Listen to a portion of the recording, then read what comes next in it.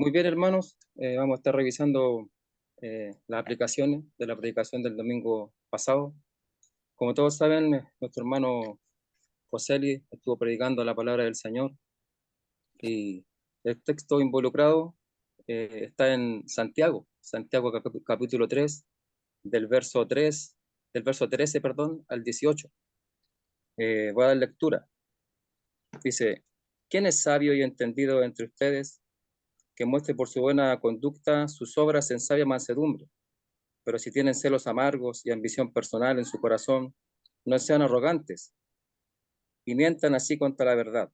Esta sabiduría no es la que viene de lo alto, sino que es terrenal, natural, diabólica, porque donde hay celos y ambición personal, allí hay confusión y toda cosa mala. Pero la sabiduría de lo alto es primeramente pura, después pacífica, amable, condescendiente, llena de misericordia y de buenos frutos, sin vacilación, sin hipocresía, y la semilla cuyo fruto es la justicia se siembra en paz por aquellos que hacen la paz. Bueno, el nombre de la predicación, que nuestro hermano le ponía por nombre Manifestación de la sabiduría de Dios en el creyente. ¿Cierto? Escuchamos en la palabra del Señor cómo la fuente de la sabiduría es Dios mismo, y de cómo esta sabiduría se debe manifestar necesariamente en la vida del creyente de forma práctica, ¿cierto? En nuestro diario vivir. Y que si yo no reconozco al Señor en mi vida, difícilmente yo podré andar en esta sabiduría. Vamos a ir al primer punto, que estaba en el versículo 13.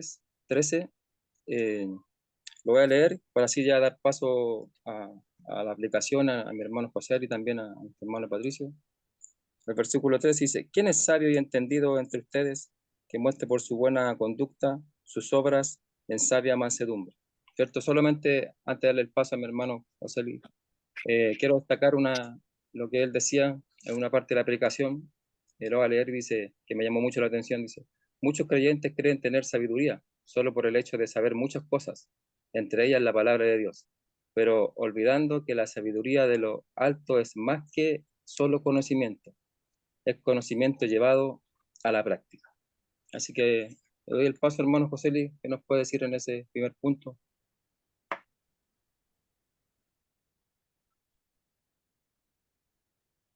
Ahora sí, estábamos bien.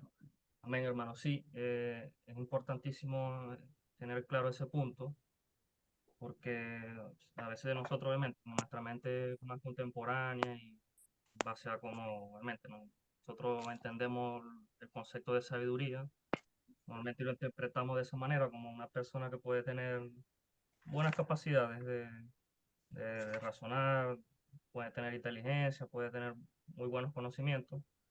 Pero la idea es ir, obviamente, que quiso decir el autor original, en este caso Santiago, en base a esa pregunta: ¿quién es sabio y entendido?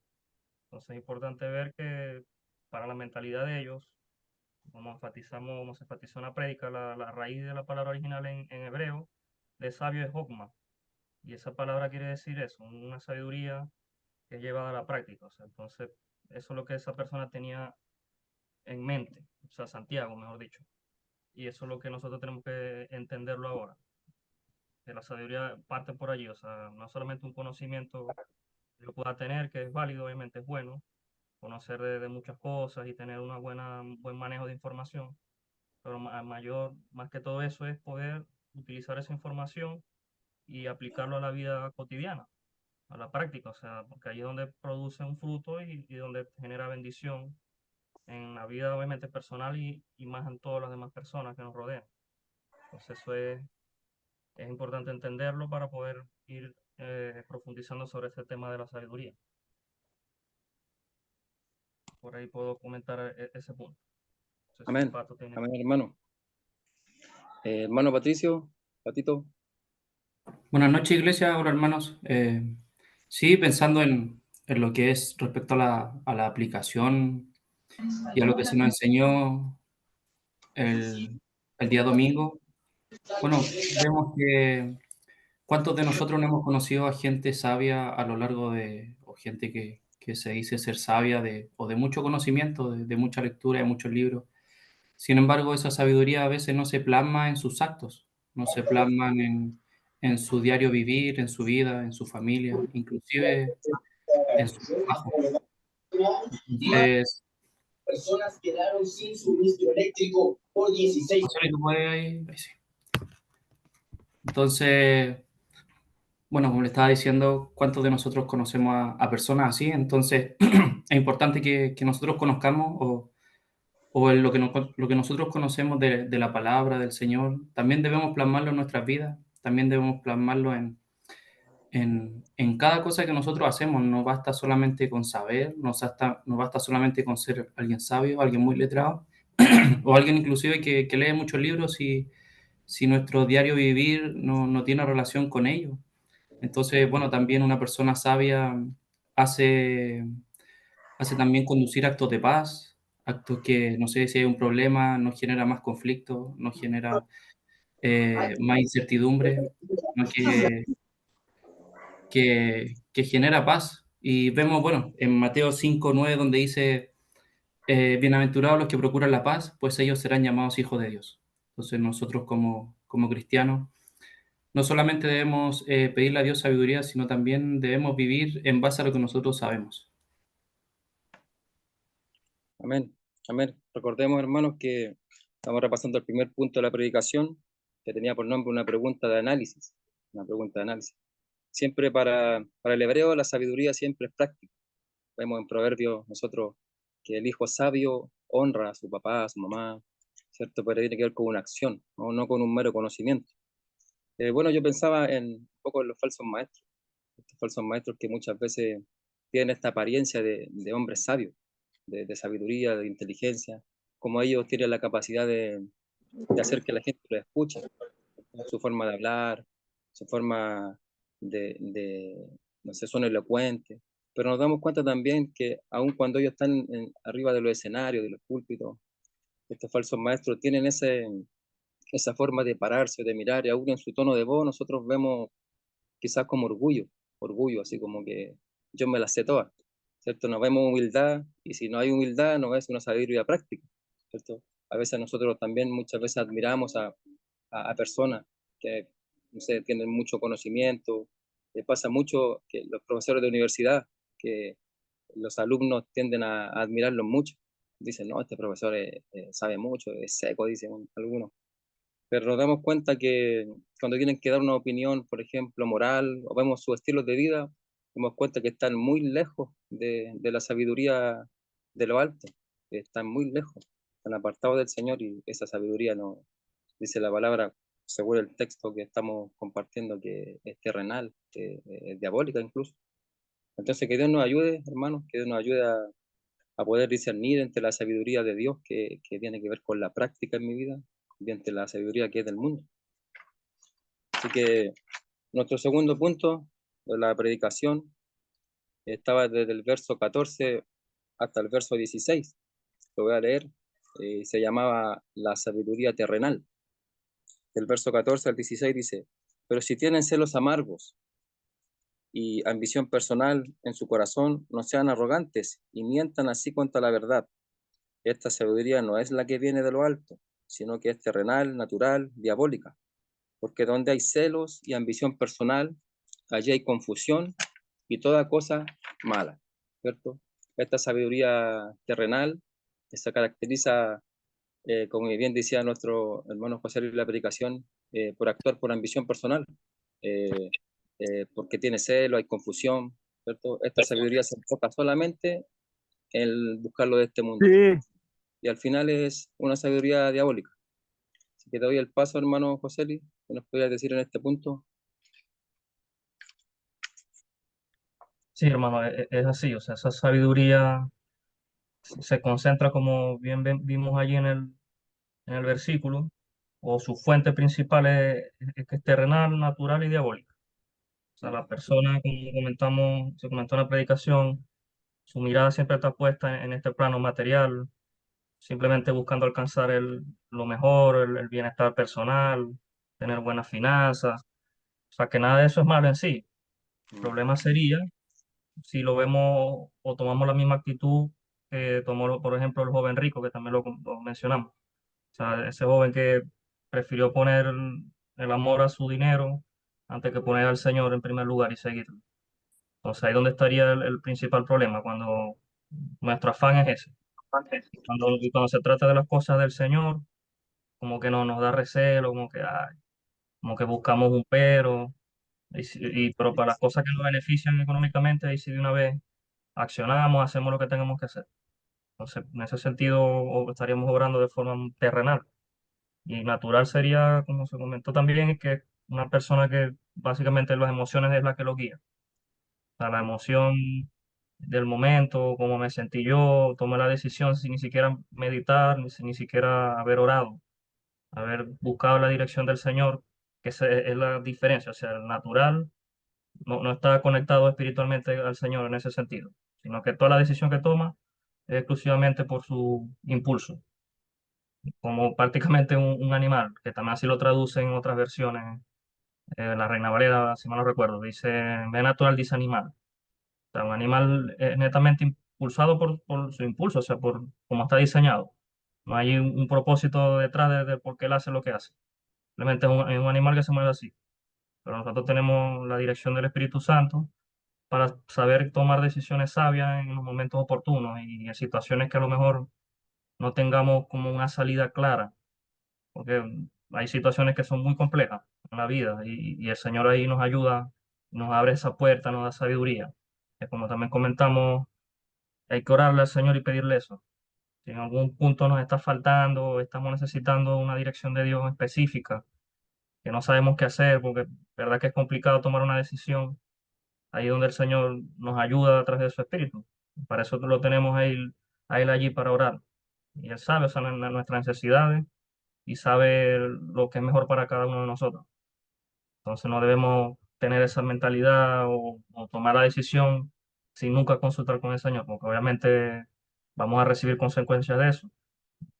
Aunque puede ser que en algún momento no se vean, más adelante viene la consecuencia y después nos vamos a poner a pensar, eso fue porque no tuve que haber orado esto, no lo medité mejor con el Señor y tomé una decisión netamente natural, impulsada por mis deseos. Y como el tercer punto era diabólica, vemos también la otra fuente, o sea que el mismo Satanás, que nos impulsa o nos seduce de tal manera que nosotros quitemos la mirada del Señor y la pongamos en este mundo, prácticamente, aun cuando el Señor nos dice que no. O sea, que pongamos nuestra mirada en lo eterno, en esas moradas que el Señor ya está preparando para nosotros, que están listas para nosotros, sino que el enemigo nos quiere ir acá, metidos en este mundo, en los afanes, y cero crecimiento espiritual y sabiduría.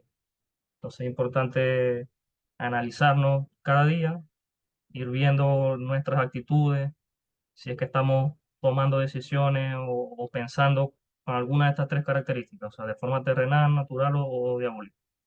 Y ahí, cuando, obviamente, al darnos cuenta de eso, nos arrepentimos inmediatamente, le pedimos a Dios perdón y su dirección para cambiar de esa forma de pensar. Y el Señor en su misericordia y su gracia nos ayuda. Y el Señor es grande, como también lo dijimos, en misericordia cuando nos arrepentimos de actuar de esa manera. Amén. Amén, hermano. Amén. Patito, Bueno, en este punto, colgando un poco también lo que dice Joseli, nosotros, bueno, en el versículo donde dice la ambición personal, que está en nuestro corazón, para nosotros como cristianos es fácil ser atraídos por los deseos que son equivocados, producto de una presión social, producto de amigos no cristianos, nuestro entorno, nuestro trabajo, que nos lleva un poco no sé, a soñar en grande, a tener mejores cosas, a tener el último celular o el último auto, o una mejor casa inclusive. No digo que eso está mal, tal como también lo señaló José Luis recién, sino que tener una actitud así, en donde ponemos lo material por sobre el Señor, nos hace llevar o ser atraídos por la avaricia. Y eso es algo que no debemos tener nosotros, sino más bien que Dios esté por sobre lo material. Si bien hay cosas que por comodidad quizás a veces uno desea, eso no debería ser una piedra de tropiezo para nosotros servir al Señor. Y también debemos buscar, bueno, la sabiduría de Dios. eso también nos va a ayudar a librarnos de compararnos con los demás y de codiciar inclusive lo que el otro pueda tener, lo que mi par pueda tener. Amén, hermano. Amén, sí. Bueno, yo pensaba un poco en estas personas que tienen la capacidad de acumular dinero, de hacer mucho dinero por medio de negocios, no sé, personas que les va bien aparentemente, económicamente, ¿cierto? Muchas veces estas personas son consideradas personas inteligentes, como sabias en este mundo. Entonces es normal escuchar, no sé, en la calle, cuando una persona le pregunta a otra, oye, ¿cómo está tal persona? Dice, no, está bien, se compró una casa, se compró un auto, y pensamos que el lograr esas cosas es estar bien, ¿cierto? Pero aquel que busca quizás lo espiritual, la piedad, que da prioridad a esas cosas, a conocer más a Dios, que quizás puede vivir con lo justo, ¿cierto? Es considerado muchas veces como alguien poco inteligente, ¿cierto? Que no ha logrado muchas cosas, poco sabio, que quizás no ha tomado buenas decisiones, pero yo creo que debemos recordarnos día a día, hermanos, la palabra del Señor y recordar que el propósito de Dios no son autos, casas o alcanzar más, sino que el propósito de Dios y el propósito de la enseñanza de hoy es que nosotros podamos andar en esta sabiduría práctica, en esta sabiduría de lo alto que se manifiesta en mi vida práctica, en mi temor al Señor, que se manifiesta en esta buena conducta. Así que el Señor nos ayude, se nos ayuda a poder andar en esta sabiduría que es de lo alto, esta sabiduría práctica. Nuestro tercer punto de la predicación está desde el verso 17 y 18, que es la sabiduría de lo alto. Dice, pero la sabiduría de lo alto es primeramente pura, después pacífica, amable, condescendiente, llena de misericordia y de buenos frutos, sin vacilación, sin hipocresía, y la semilla cuyo fruto es la justicia, se siembra en paz por aquellos que hacen la paz. ¿Cierto? Aquí nuestro hermano José le hacía esta comparación entre este texto con los frutos del Espíritu de Gálatas 5, 22 y 23, y de cómo estas características, esta sabiduría práctica se debe manifestar o no se puede manifestar más bien en una persona que no ha sido regenerada, ¿cierto? Así que, bueno, le doy el paso a mi hermano José Luis. Sí, amén, hermano. Eso es una realidad, obviamente, porque esa sabiduría que es de Dios, viene de Dios, obviamente, y Dios se la da a las personas que son temerosas de Él. Es un principio que, bueno, lo conocemos en Proverbios 1:7, que lo habíamos también comentado. El temor del Señor es el principio de esa sabiduría. Y obviamente, si no tenemos a Cristo en nuestro corazón como nuestro Señor y Salvador, es difícil poder acceder a ella, por no decir imposible, porque de ahí parte todo. O sea, cuando nosotros reconocemos a Dios, o sea, que sin Él no somos nada y que necesitamos de Él, es cuando empezamos a ver nuestras limitancias. Y ahí el Señor nos va haciendo sabio, porque eso es parte también importante de eso, reconocer hasta dónde son mis límites. El problema con las personas que creen ser sabios y no lo son, es eso, que creen que pueden hacer por sus propios medios y cuentas todas las cosas, sin tener nada que ver con Dios. Y el problema es que cuando se dan con una situación que lo supera muy por encima de sus capacidades humanas, ahí es cuando quedan en shock. Pero nosotros podemos y tenemos la certeza y seguridad y tranquilidad que podemos recurrir a Dios en esa situación y tener un auxilio oportuno de parte de Dios. Entonces, por eso que esa sabiduría tiene que ser de un creyente, o sea, regenerado primeramente.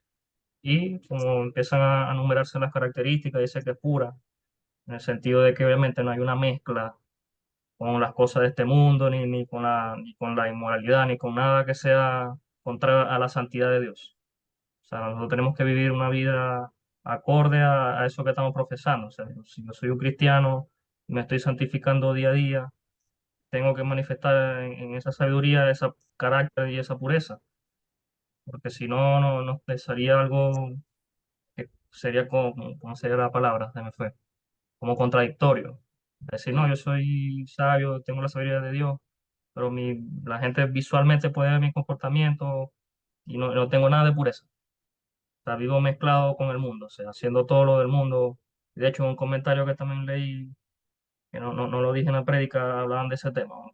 Como de un grupo cristianos, por así decirlo, de música, que intentaban asemejarse a, como a las canciones anteriores, así de la época de los 90, con ese estilo así de vestir también, de ropa de cuero pegadita. Entonces, como que, pero querían a través de ese medio llevar también un mensaje cristiano. Y en los conciertos tiraban hasta las Biblias a la gente para que la agatajara y de esa forma intentaban como llevar el mensaje de Dios, pues. El problema es que, claro, con la forma de vestirse, o sea, con esos pantalones pegados que decía el autor, era como no dejaban nada a la imaginación. Todo era tan evidente con esa ropa. Entonces, como ese tipo de ambigüedades no se deben dar en nosotros. O sea, tenemos que ser coherentes al carácter de Dios. O sea, Dios es santo. Y también nos dice que nosotros debemos ser de la misma manera. Entonces, por ahí, por eso que dice que primeramente es pura. O sea, porque esa palabra también tiene que ver con la santidad. Y de ahí empieza a partir a todas las demás cosas que habla ahí. Dice que es pacífica. También se comenta un poco de eso de ser personas que reconocen que estamos en paz con Dios gracias a Cristo, y que a través de Cristo también podemos llevar un mensaje del Evangelio para traer la paz a los demás, a las demás personas que no han conocido esa paz, la que Cristo da, no la del mundo. La del mundo sabemos que es pasajera y se cae en el primer momento que viene una dificultad. Pero la paz de Dios no. O sea, la paz de Dios, aún en medio de las dificultades, nos ayuda a tener una mente cristocéntrica y tener tranquilidad y gozo incluso en medio de las pruebas. O sea, en una persona que no tiene a Cristo se va a tribular de tal manera que no va a poder.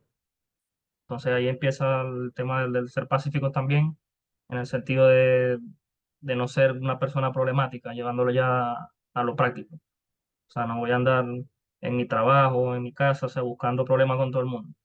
Porque se supone que deberíamos estar manifestando más bien ser personas pacíficas, ser amables también, también lo otro que comenta el tema de la sabiduría, para que yo tome en cuenta a las demás personas, de esos grupos que hablan allí de amable, condescendiente y pacífico, tienen que ver cómo yo me desenvuelvo con esa sabiduría con los demás.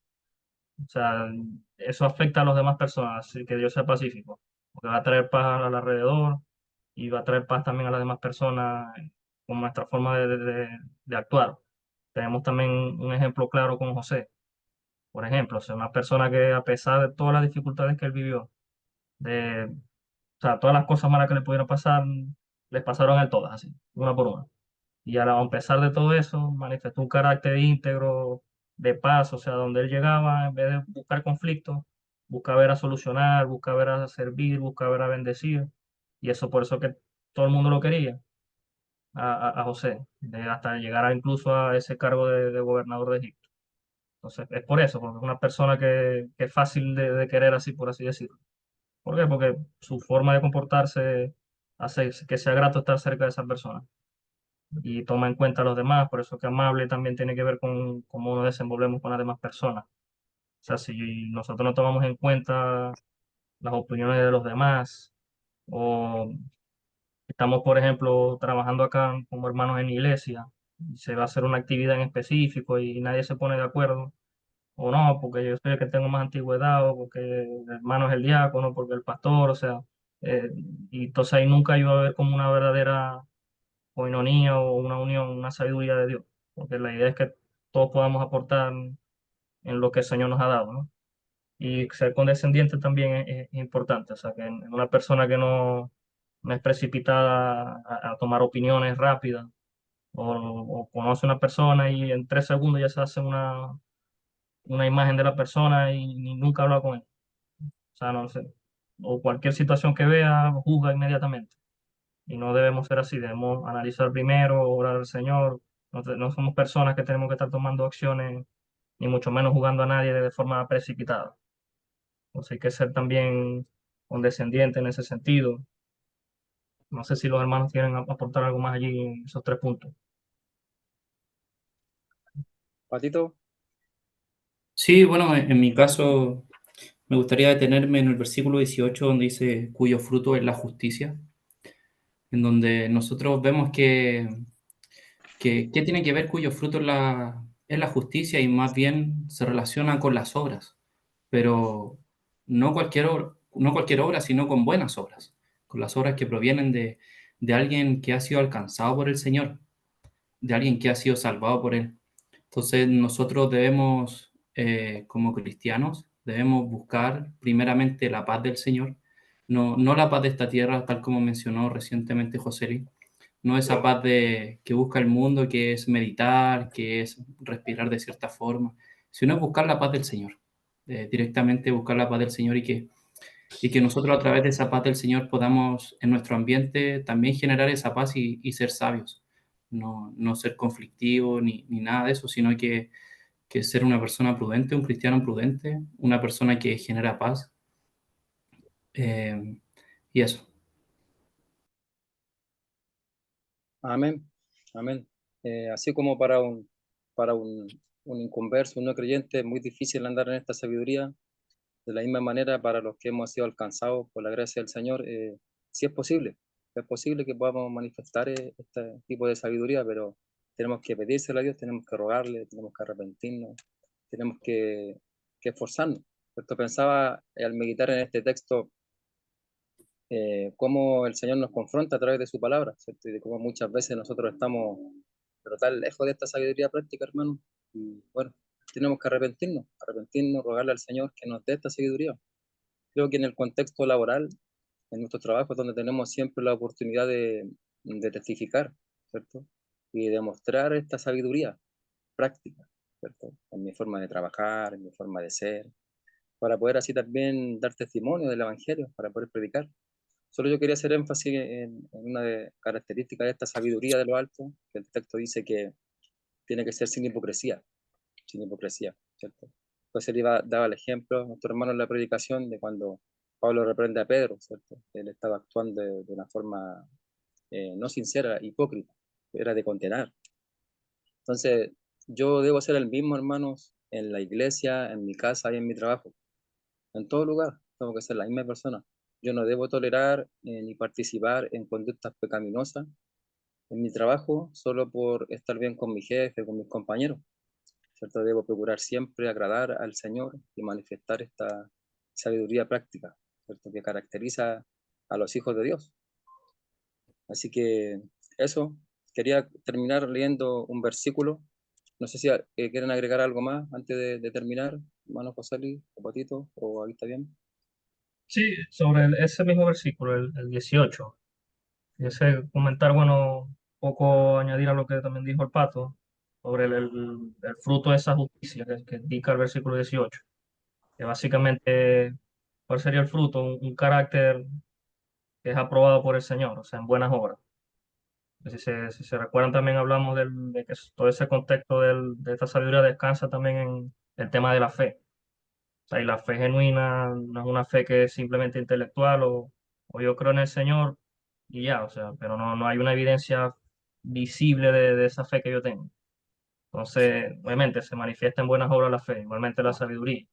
El fruto va a ser esa justicia de Dios, o sea, que se va a manifestar en nuestras vidas y va a dar gloria al nombre de Dios. Esa es la idea de todo esto, tener una sabiduría que cuando la gente nos mire, ellos puedan decir, yo quiero seguir a ese Dios que este hermano, que esta persona profesa. Quiero conocerlo, veo que su vida la ha impactado de tal manera que que da fruto de bueno. Y esa es la intención de esto. Siempre glorificar a Dios. Y otra cosa que quería agregar es que esta sabiduría, obviamente, hay que cultivarla día a día, porque ¿qué pasa? Nos puede pasar también como a Salomón. Él igual oró, pidió, Señor, dame la sabiduría, se la dio. El hombre más sabio que existió hasta que llegara Cristo, obviamente. Pero ¿qué pasa? Él se corrompió igual. O sea, que tener esa sabiduría no nos garantiza que nunca nos vamos a corromper. O sea, el secreto de esto es estar sujetos siempre al Señor. Nunca soltarnos de Él y nunca perder lo principal de todo esto, también el ser humilde. Porque el momento que yo me despego de allí o quiero levantarme por encima de ese estatus de sabiduría, yo quiero ser mejor que los demás, ahí pierdo yo automáticamente. Por eso era la pregunta de análisis inicial de Santiago. O sea, que demuestre la sabiduría por su humildad, que la sabiduría le dio. Entonces, si nosotros no tenemos eso, nos va a pasar como Salomón. Empezamos en declive y caemos en picado, hasta quedar hasta peor que antes. Entonces es importante nunca despegarnos del Señor y reconocer nuestro lugar y el lugar de Dios, que está muy por encima de nosotros. Y siempre al tener esa mirada y esa relación clara, nosotros podemos tener esa sabiduría que el Señor nos da. Porque a los antiguos el Señor los mira de lejos, pero está cerca del contrito y humillado de corazón. Eso quería Amén, contar. hermano. Amén, hermano. Entonces, quería terminar con este texto que está en la misma carta de Santiago, que también lo leyó el hermano en la predicación, en el capítulo 1, verso 5. Dice, y si a alguno de ustedes le falta sabiduría, que se la pida a Dios, quien da a todos abundantemente y sin reproche, y le será dada. Entonces la sabiduría la tenemos a nuestro alcance, tenemos que pedírsela al Señor. Y recordemos que la sabiduría la encontramos en Cristo, solo en Cristo. En Él están escondidos los tesoros de la sabiduría, del conocimiento. Solo en Cristo, esa es nuestra meta. Así que eso, hemos dado término a nuestras aplicaciones.